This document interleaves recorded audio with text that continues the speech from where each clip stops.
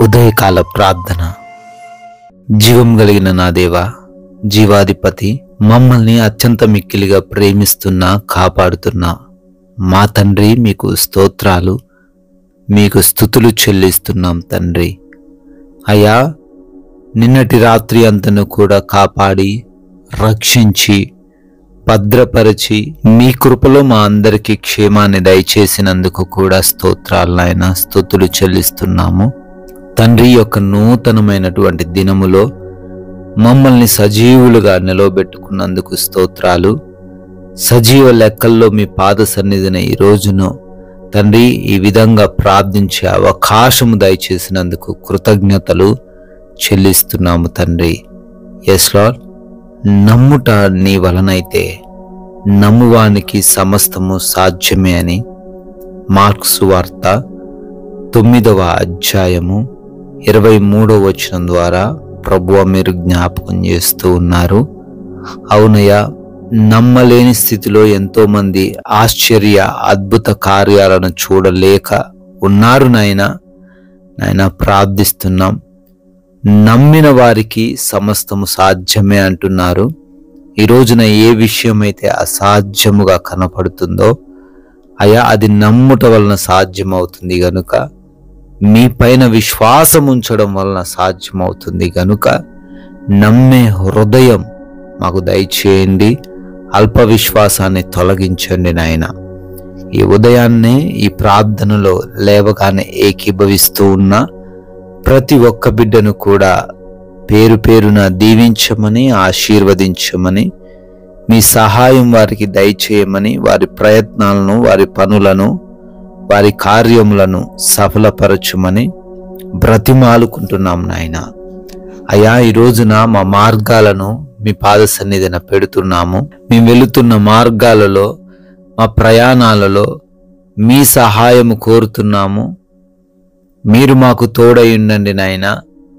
ఎవరికి ఏ ప్రమాదము, ఏ అపాయము సంభవించకుండా ఎంత క్షేమముగా అయితే ప్రయాణిస్తూ ఉన్నారో అదే రీతిన మరలా గమ్యస్థానములకు చేర్చబడే కృప దయచేయమని బ్రతిమాలుకుంటున్నాము తండ్రి.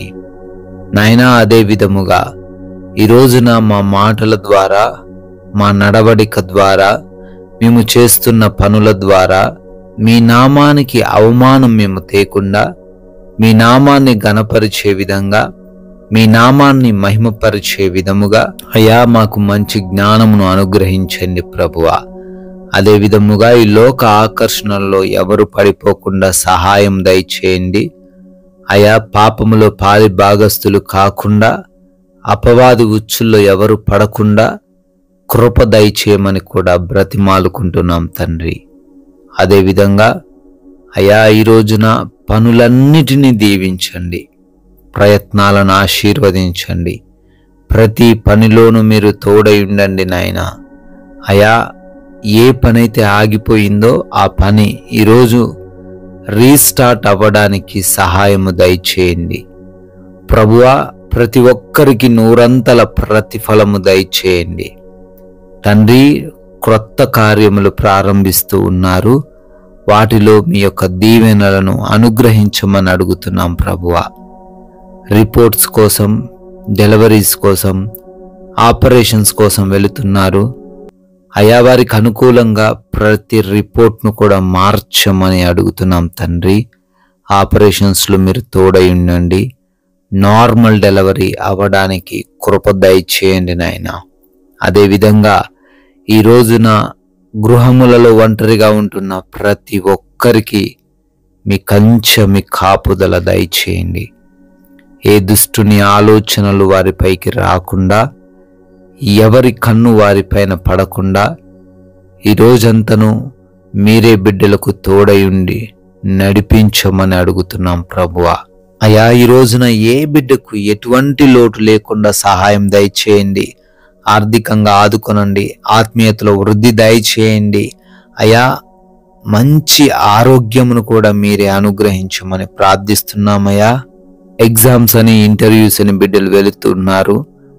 బిడ్డలకు తగిన జ్ఞానమును, జ్ఞాపక శక్తిని అనుగ్రహించండి.